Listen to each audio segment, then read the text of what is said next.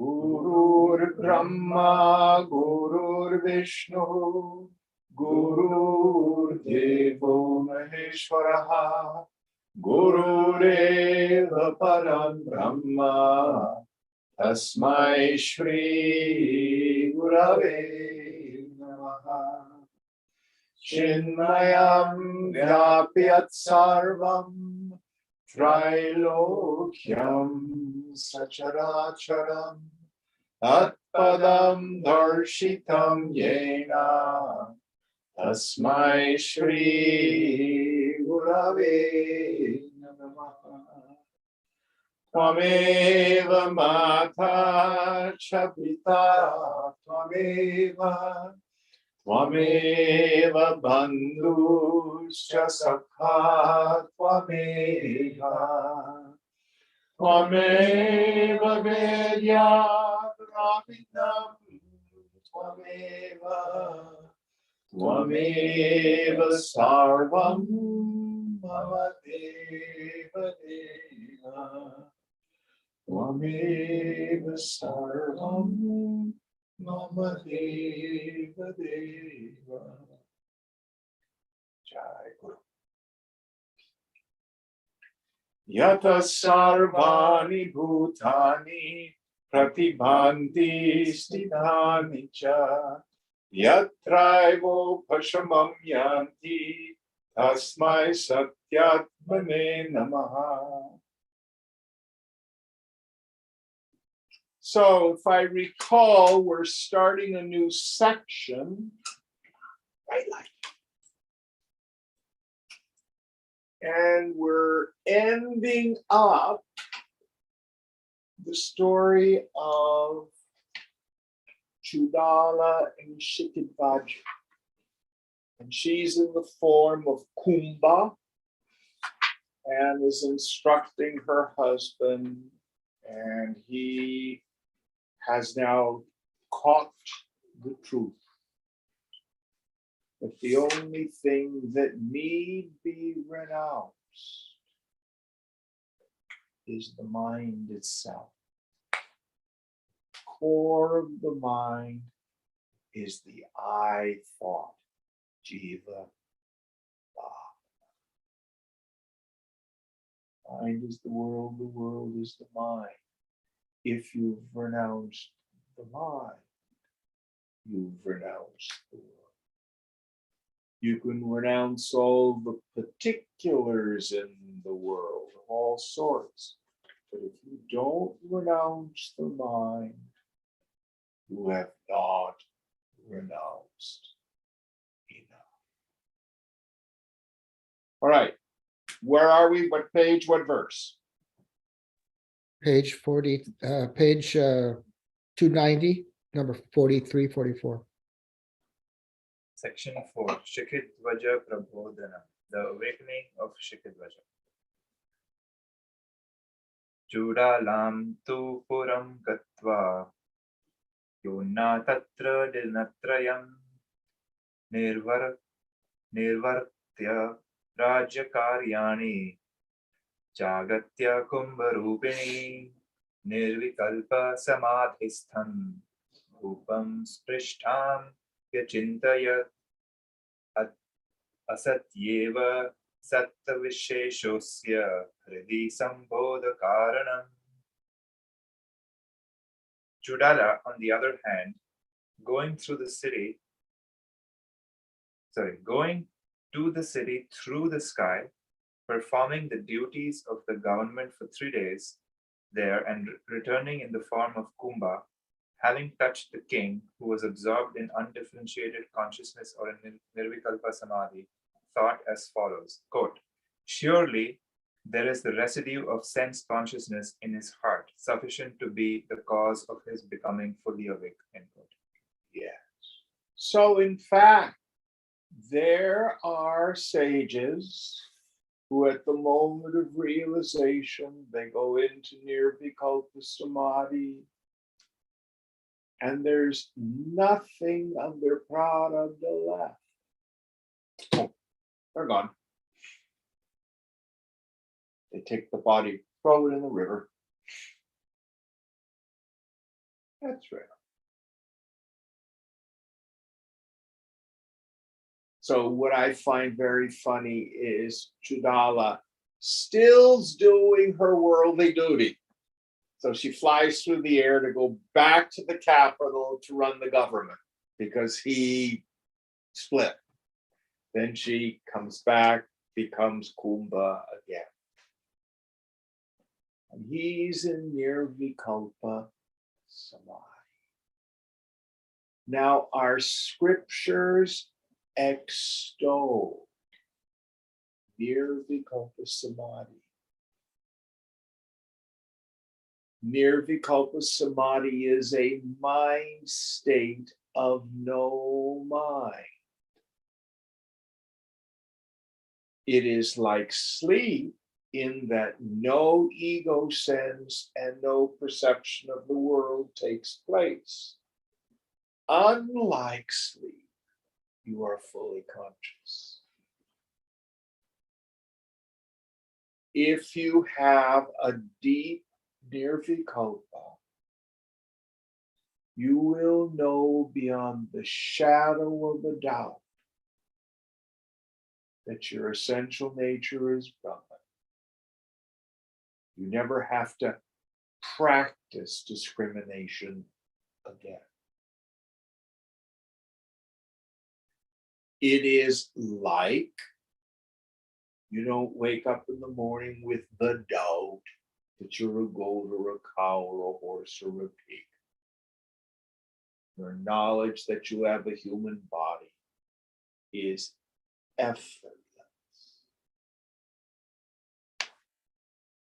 Now, this understanding is in tension with the problem that some of us make nirvikalpa samadhi itself another goal. And that can be problematic. So my suggestion is always this: don't worry about nirvikalpa. Instead, do you know who you are? The last of the four Mahavakyas does not say, I have achieved nirvikalpa. It says, Aham Brahmasmi. Actually, we can only really practice Savikalpa Samadhi, which is the technical term for what I call tuning up the mind.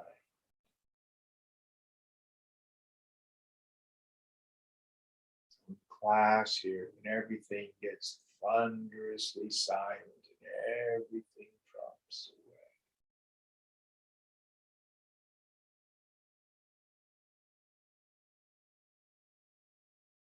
Absolute equanimity of mind, but there's still the perception of the world to some degree.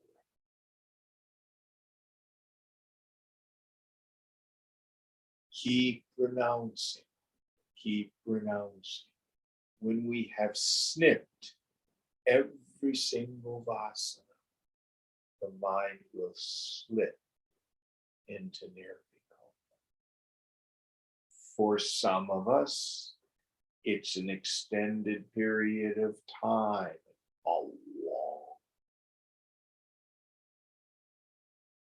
For others, it may just be a shift.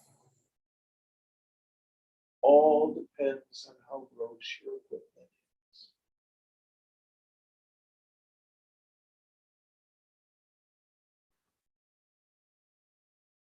How do I know if I've had nirvikalpa? Do you know who you are? The value of nirvikalpa is that it reveals beyond the shadow of a doubt who you are. Those of us who studied Tripura Rahasya, there was extended teaching on this. That text talked about prakasha, the light of pure awareness, and vimarsha, the liberation. Remember that? And anytime the mind is free from deliberation, the vimarsha, that is technically nirvikalpa. So Swamiji would use this language: when the last thought is thoughted, before the next thought is thoughted, with the attentive faculty turned inward, who knows the thoughts and the space between them?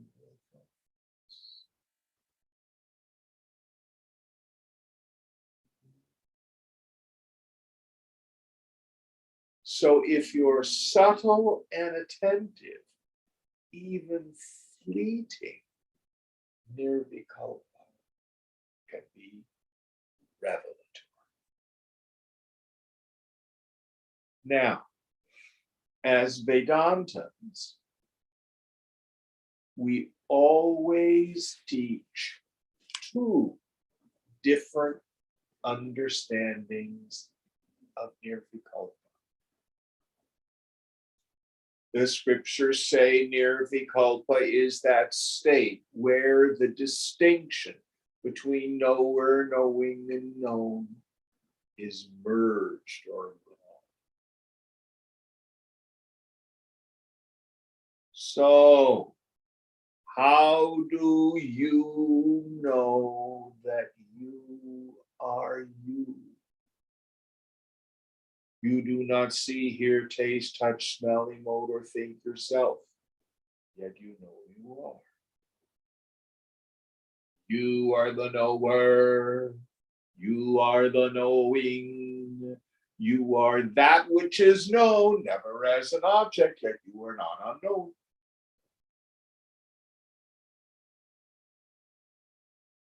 So nirvikalpa is another name for the self. And if the mind and the world is essentially pratibimba, it's a reflection of consciousness, nitya, a lie, illusion.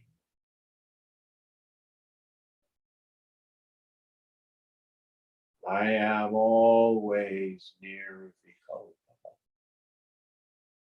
And in fact, in Shankara's great hymn, Nirvana Shatakam, one of the verses starts, Aham nirvikalpo.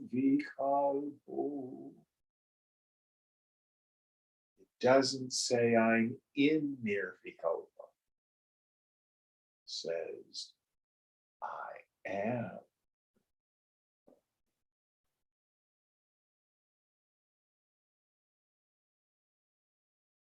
So it's there. You may, by God's grace, have moments of deep nirvikalpa samadhi. You may only have flashes. But the purpose of it, understand it's a mind state. It's not the highest mind state. What's the highest mind state? Sahaja samadhi, meaning under all conditions of the world, of the body, of the mind, I never forget that I am Brahman, and so is this world. Sarvam Kalvidam Brahma.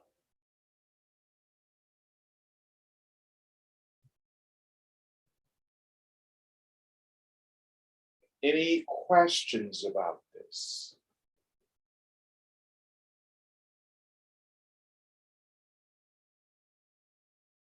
What am I to do?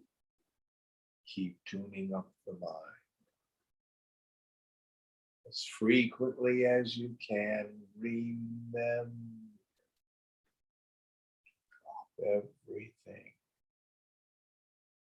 and abide in the sound.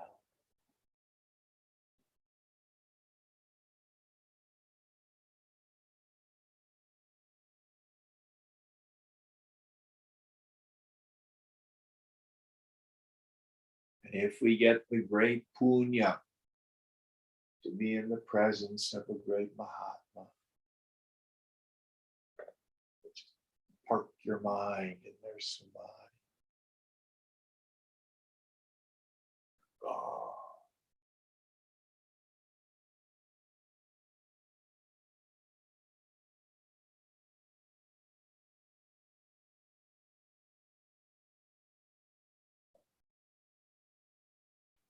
Any thoughts on this? Any questions? Next verse.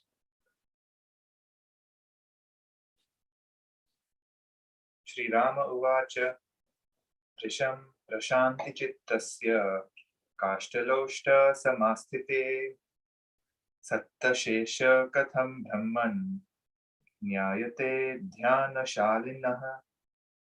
Sri Rama said, Sage, how is the residue of sense consciousness known in one whose mind is very much calmed or whose mind has completely ceased, who is in a state equal to a log of wood or a lump of earth, and who is endowed with meditation of the Supreme Spirit?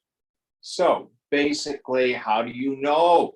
What's going to happen is Shikadvaja will return to the awareness of the phenomenal world. And his equipment will continue to live out its product of the karma. But inside, dead.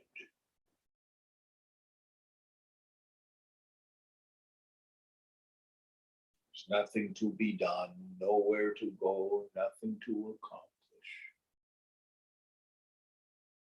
One of Shankara's most beautiful metaphors. The egoistic person is like the leaf-colored moth. And you see it fluttering about, impelled by its own life force flying.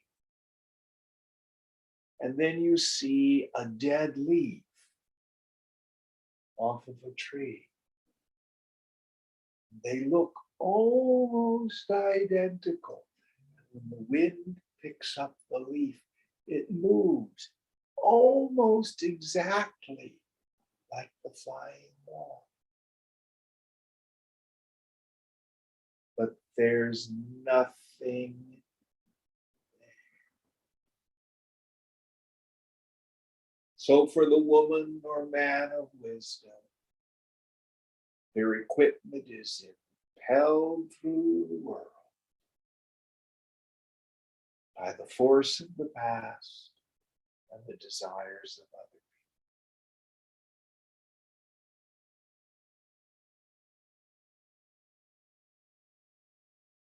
people. Next verse.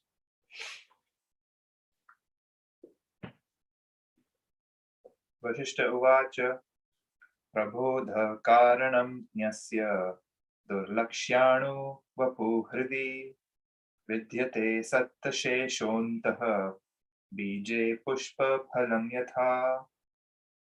Vasishtha said, the cause of awakening or coming back to sense consciousness of a man of knowledge or spiritual realization is the fact that within his heart there exists the residue of sense consciousness, having an imperceptible and subtle form, just as flower and fruit exist within a seed. Note, The word sattva, which has been translated as sense consciousness in verses 44, 45, and 46 above, refer to the individualized consciousness, which is the basis of the notion of I and sense perceptions. Yes. So we get these images of roasted seeds. So if you go buy alfalfa seeds at the market, you can sprout them and grow your own alfalfa sprouts. But if instead you put them in a frying pan and roast them, they will look identical, but they will not sprout. What do we mean by sprout? Vasana is dead in the woman or the man of knowledge. What is the first power of a vasana? What does that do? And what's the veiling power veil? My knowledge of my self-nature. That means the vasana is alive.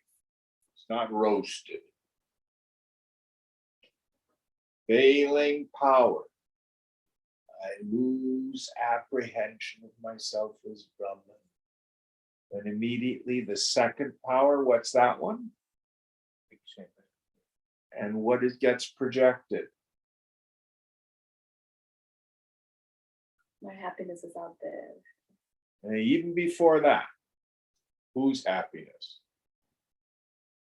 Eagles? Yes. Three things arise simultaneously. Jiva bhavana, ahankara. I'm a person. My happiness is out there. Number two, struggle, kartavya toward it. That's the Vikshepa Shakti. So for the woman or the man of realization, they have thoughts, they have dead desires, their weak preferences, but there's no longer any Avarana Shakti, prevailing power. And there's no longer any Vikshepa Shakti where it projects Jiva Bhavana and the belief in a separate world. Gone.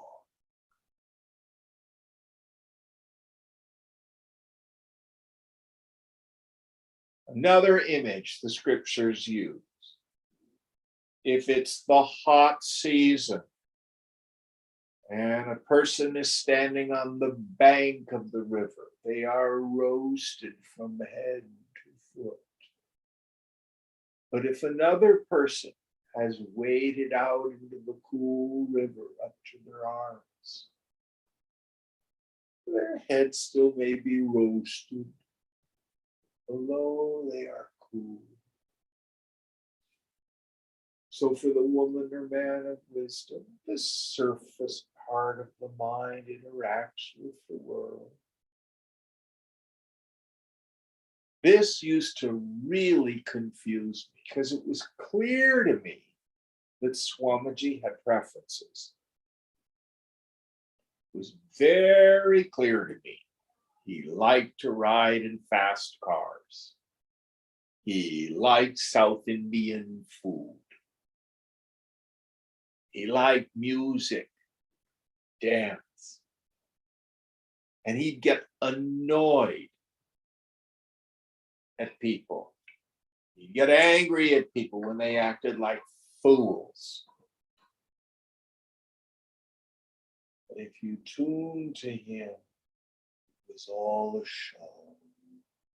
Inside, shunyata, empty, empty.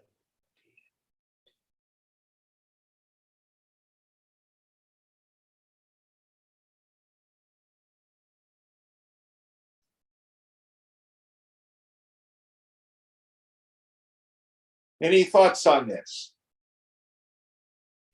Now, I don't know in this abridgment of Yoga Vasishtha if we will be discussing this, but we went into depth in this in Tripura Rahasya. Tripura Rahasya has 3 classes of jnanis.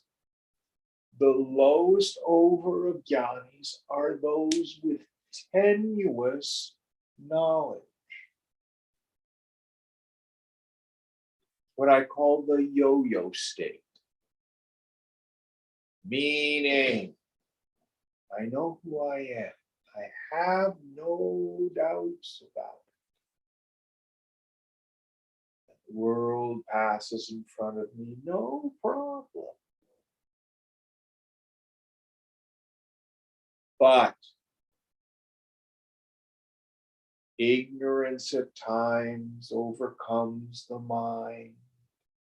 I am an individual and my problems seem very real. My job, my boyfriend or girlfriend, my family, and it's serious business.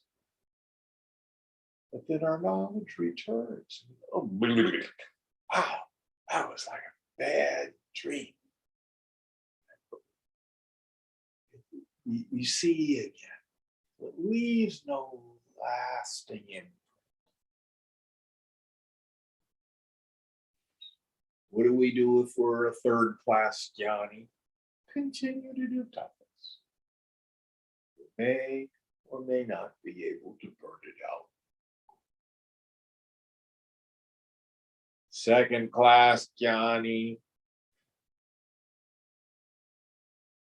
they've had to destroy much of their mind because of the preponderance of desire.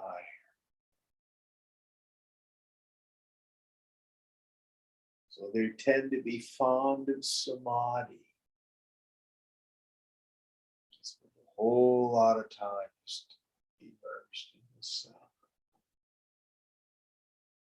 The highest form of jnani, whether they're in samadhi or with the most ordinary mind state, they function in the world, but they never take the world as real. These are the King Janakas or the Swamijis, great Jagat Gurus.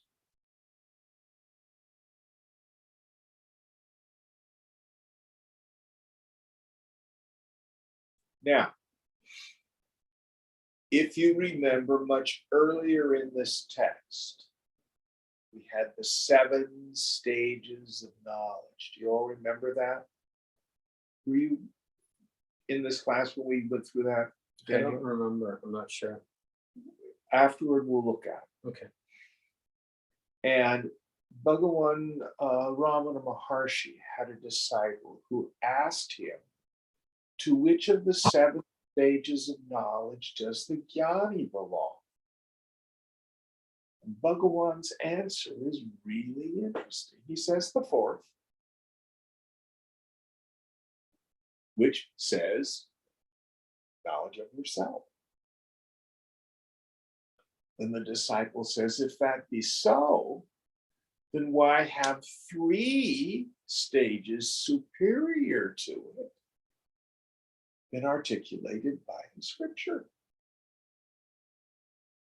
And Bhagavan says, they are not states of bondage or release. They have to do with the experiences of the realized soul. And they are not to be achieved by mere will or effort. They are karmic. In fact, if you're struggling to achieve them, you're not even a jnani yet. The mark of the jnani is that they've given up all striving.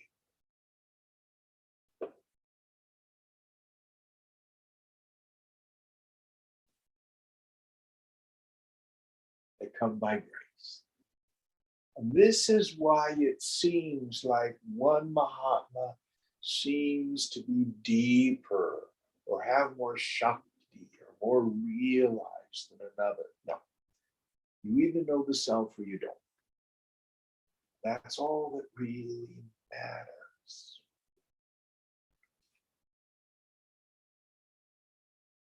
But how deeply the mind revels in this self. Oh, that's the result of lots of punya in many lifetimes.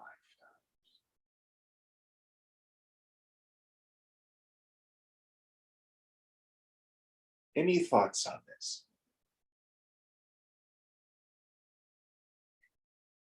Next verse.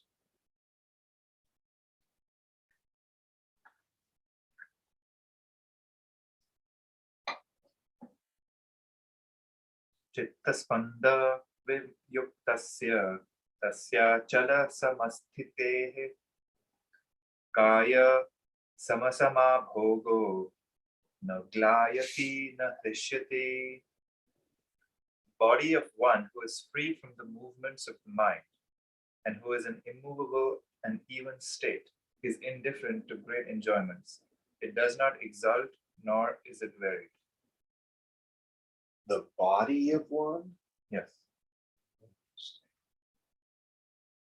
So I'm not sure what he means by this. So if you're in near Nikalpa Samadhi, the things that happen to the body are not available.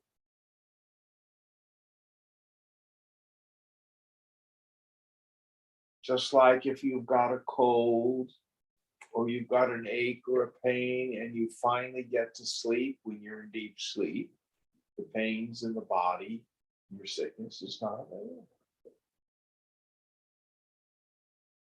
So for the one who's deep in samadhi,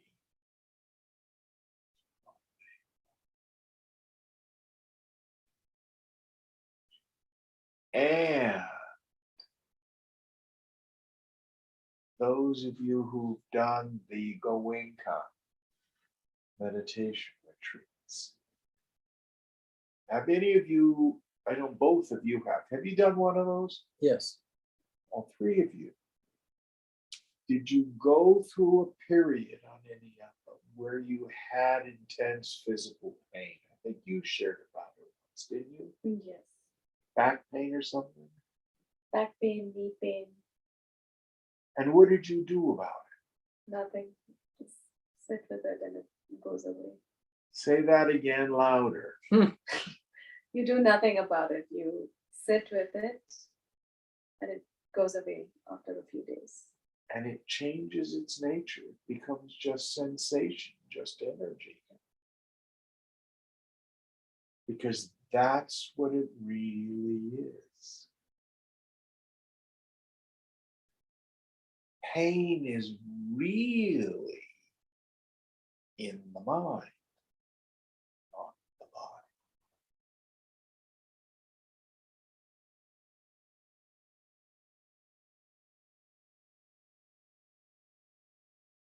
True story. So back in the old timey days in the 70s, there was this thing called the EST training, Earhart Seminar training. It morphed into the landmark and then the forum or the other way around. Yes. So anyway, when Werner used to do it himself, I actually took Werner's very last EST training that he did in the Bay Area. But he didn't do this in my training, but I heard about him doing this in others. He would ask if anybody had a headache. He would have them come up on the stage and sit on a stool. And then he would say, where is it? Where, located. Okay, it's on my forehead, on the right side. What shape is it in? Well, it's kind of football shape. What color is it? Oh, it's kind of brown green. And he would go through this process of the person being fully present to the headache, and within 10 minutes it would go away.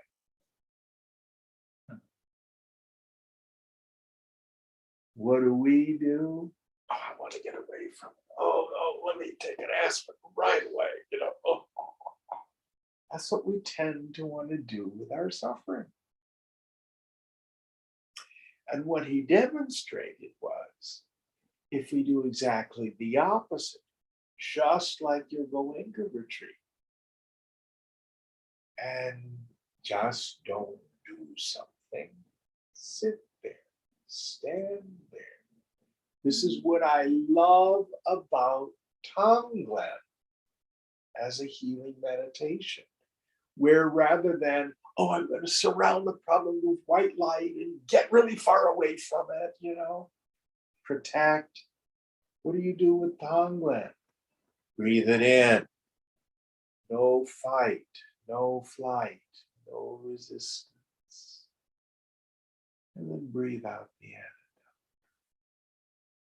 You don't wallow in the misery, but you don't resist it. And then it transforms.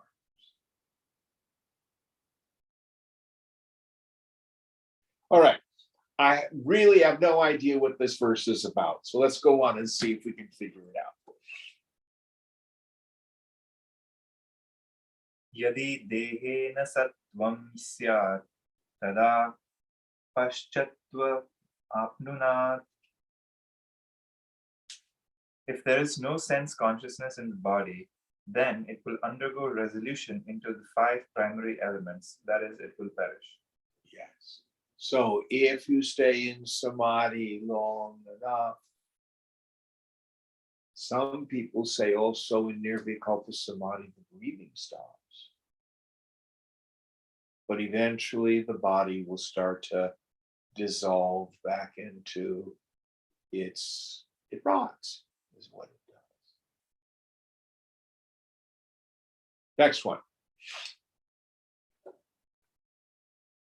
Swadeham saparityajya chittatatve sanstita sati tacchitasya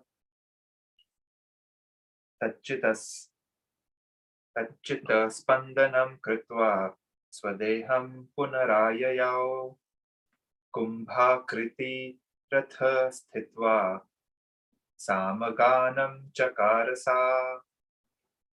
That virtuous lady Chudala, quitting her body and established in the primary principle of consciousness, came back to her body after having caused the movement of his Shikadvaja's mind. Then, standing before him in the form of Kumbha, she chanted the Samadeva.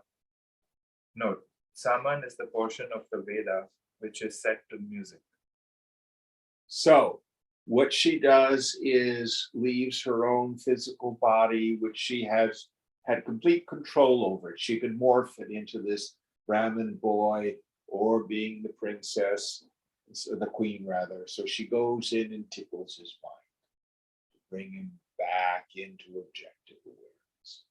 Now, again, there's an enormous amount of practical teaching here. Again, Yoga Vasishtha answers 3 questions. Who am I? What is this world? And how has it come about? Who am I? I am Brahman. What is this world? It is Brahman. How did it come about? The world is not created. It is imagined. And the word the scriptures use is sankalpa.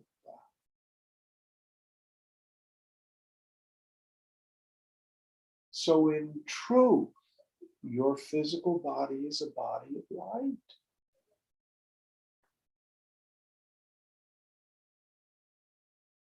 It's not physical.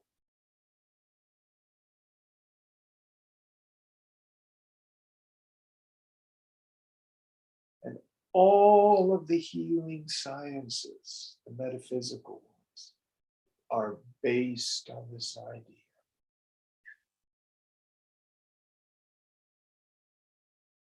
The entire phenomenal world is nothing but vibration held together by thought. That's why when a tantrika makes a sankalpa, things change.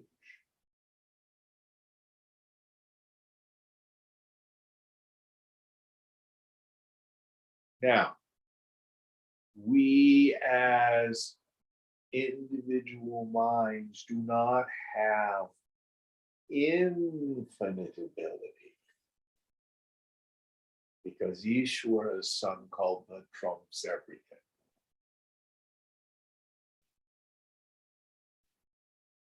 In other words, one of Ishwara's sankalpas, nobody gets out alive.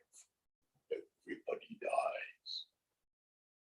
All bodies perish. I love to tell the story in the Christian scripture about Jesus raising Lazarus from the dead. And he doesn't live in Daly City. The poor fellow had to die a second time. And none of the great Mahatmas stay in the physical body.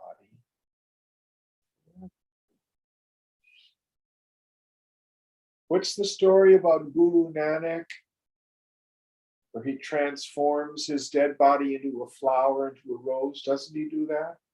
I don't know. Something like that.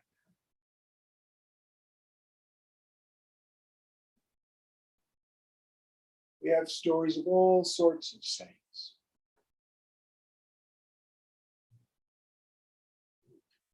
Teleport. How can you teleport? You teleport because the physical body is not really physical. It seems physical through habituated thinking.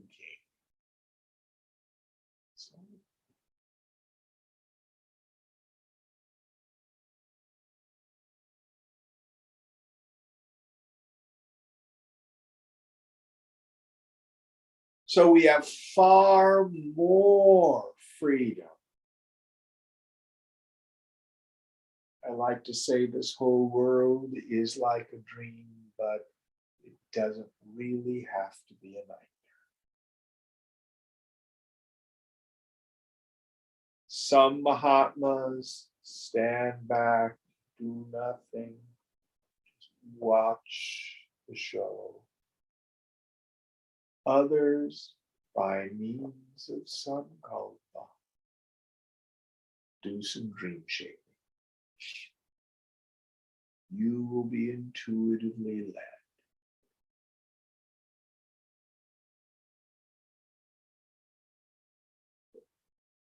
All right, enough on this topic. Next verse. Samakan swarnam shrutva prabudhya bhupati tada tadarshakre sthitam kumbham samaveda vimaparam.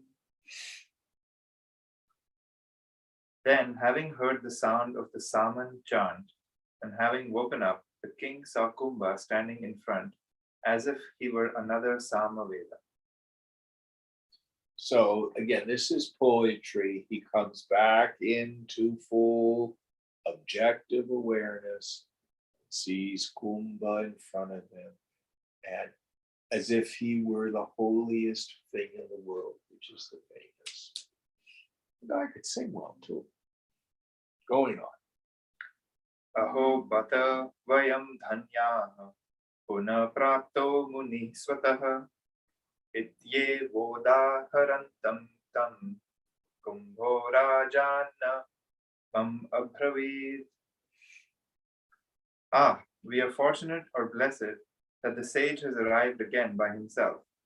End quote. To the king who was saying thus, Kumbha spoke as follows. Going on. Yata prabriti yatosmin tvatsakashat aham tada tata pravriti me cheta tvayaiveha samam sthitam.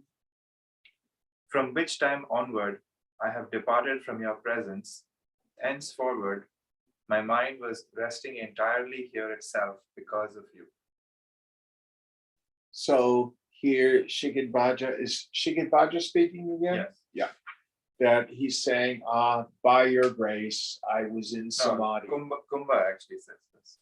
Oh, so read it again then. From which time onward I have departed from your presence. Henceforward my mind was resting entirely here itself because of you. I have no idea what she means by that. Let's go on and see. Rajovacha aho ham sukriti yasmad ichhate mamam sangame. The king said, I am fortunate that you have the desire for my company.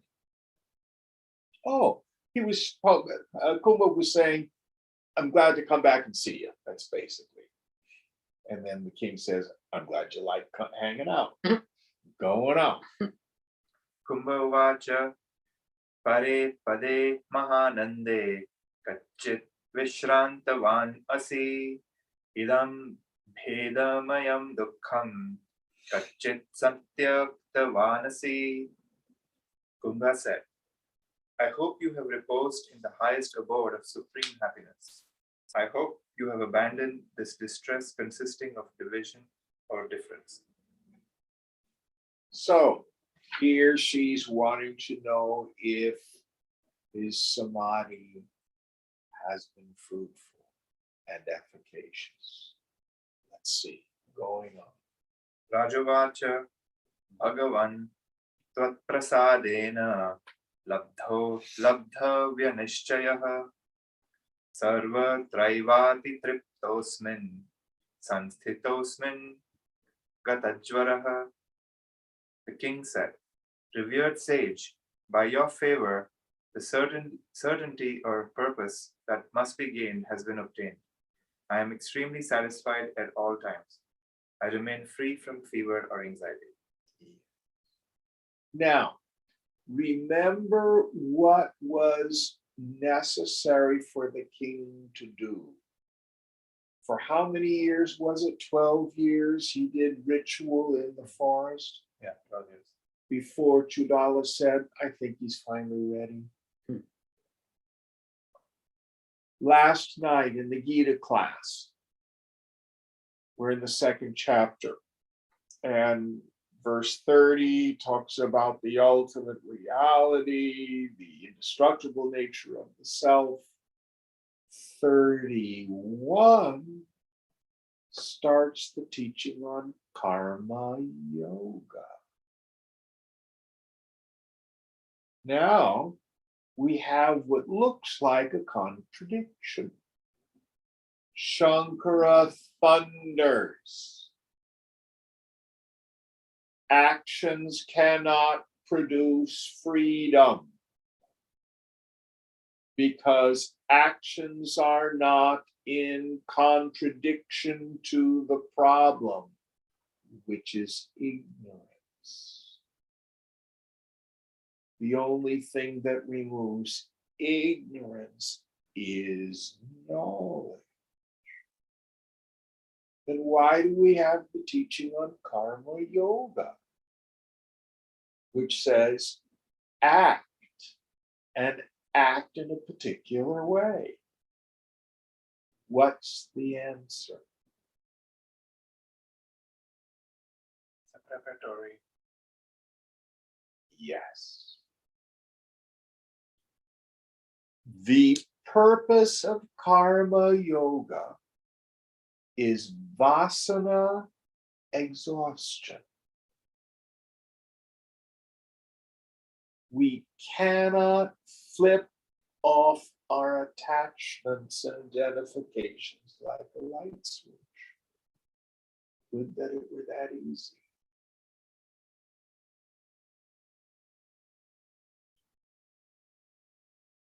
So what does the teaching of karma yoga say? First point, act, oh Arjuna. Wait a minute.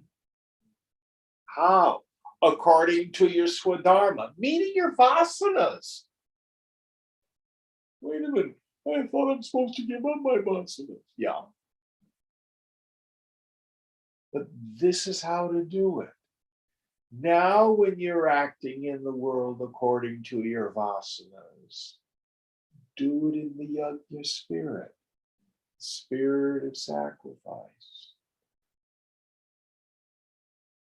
Renounce your attachment to the fruits of action.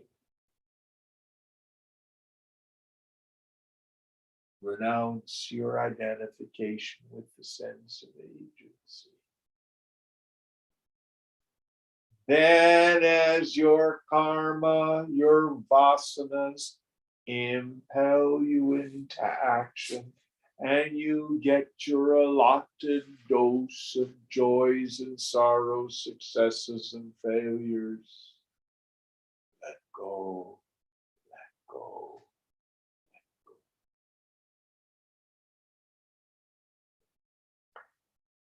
This exhausts vasana without creating new ones.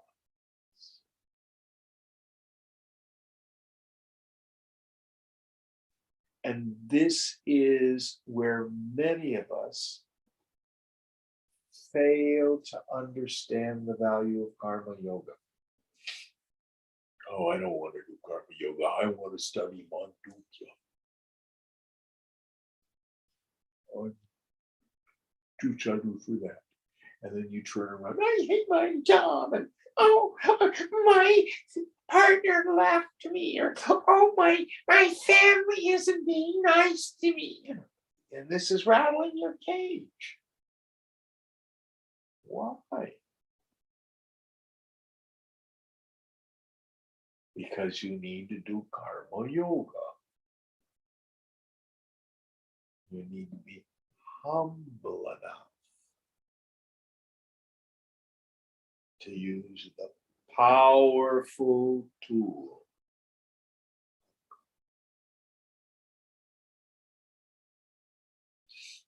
So let's look for a moment at the structure of Gita.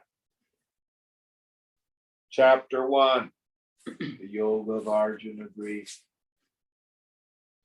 Chapter 2, Sankhya Yoga, Yoga of Knowledge, which is, I call it the table of contents chapter. All the major ideas that the Gita is going to cover are in chapter 2. And it ends with the Sthipa Prajna Purusha section, which is so beautiful. But then Vyasa, our poet, takes us all the way back to practical instruction for karma yoga, so that we can have tools to exhaust vasana without accruing new ones. And he spends 3 chapters on this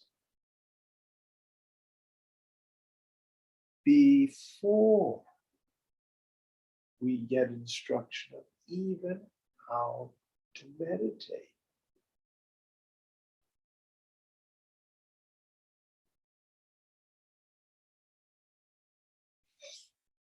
Now, I don't think it applies to any of you, but I'm sure you've had friends who say, oh, I've tried to meditate and I just can't do it. It's not for me.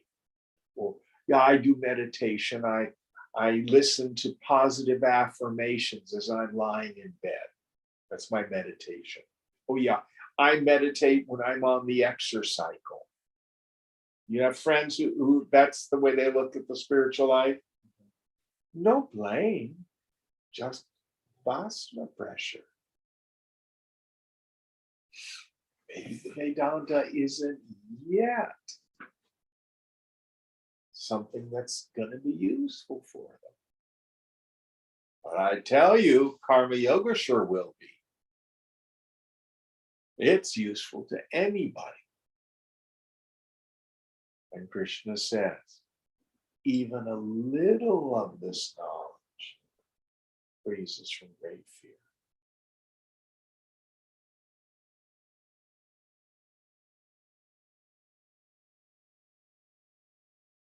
So if we are diligent in that, then self-abidance becomes easy.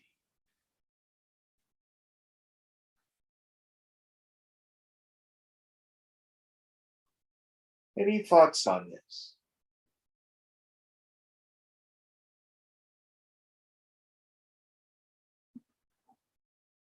All right, next verse. How many more in this section? Couple more.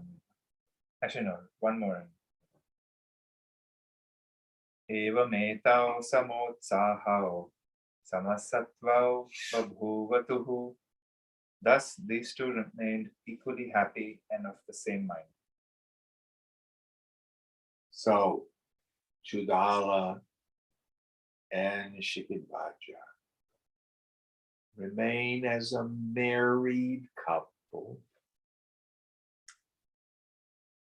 I don't know if they return to the capital and do their duty. Let's start the next one.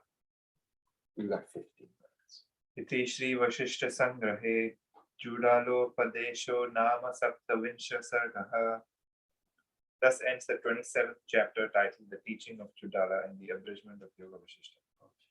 Let's go on. Ashtavinshaha Sargaha, chapter 18.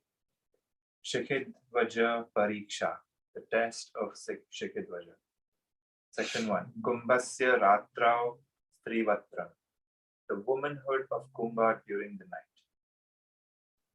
Vasishtha Uvacha Vinay Katipaye Evam Samachittataya Charan Kumbhatulyo Babhav Raja Drishtva Tam Cha Yathasthitam Chudala Sa Tamamantriya Tyaktva Kumbha Vapugata Rajakaryanya Sheshani Pure Sampadhya Satvaram Shikidvajasya Purataha Kumbharupa Dharagata.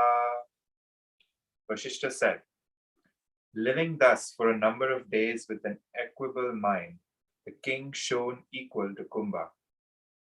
Having seen him in such a state, Chudala, bidding farewell to him and giving up the body of Kumbha, departed.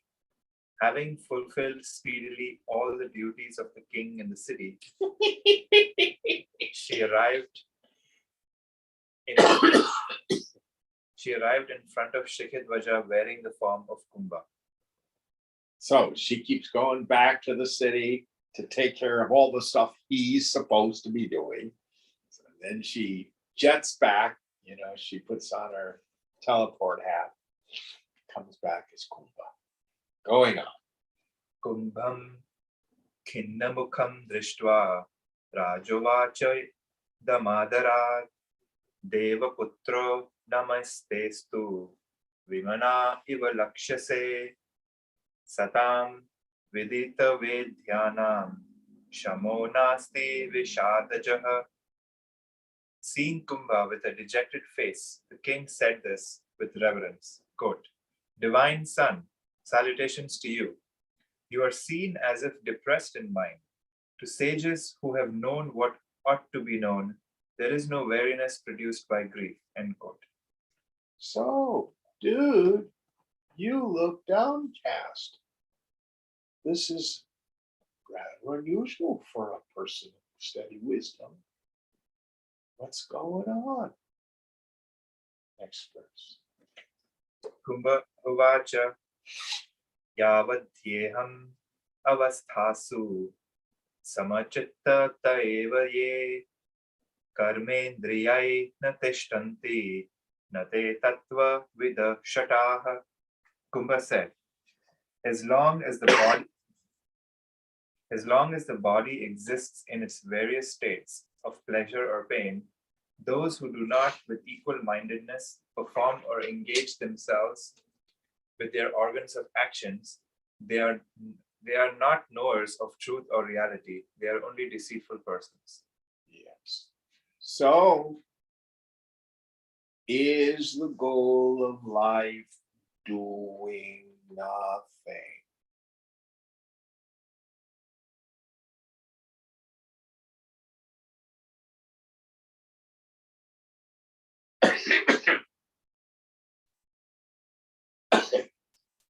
Excuse me.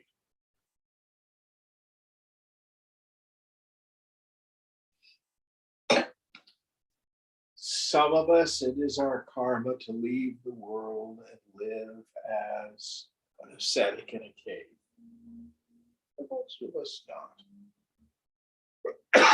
not. So, what does the woman or man knowledge do after realization?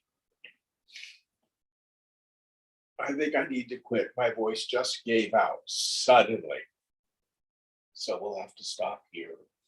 I apologize for the short class again. But we'll quit here. Om Purnamada Purnamidam Purnat Purnamudachyate Purnasya Purnamadaya Purnameva Vasishyate. Om Shanti Shanti Shanti. Hari Om. Shri Guru Pyo Namaha. Hari Om.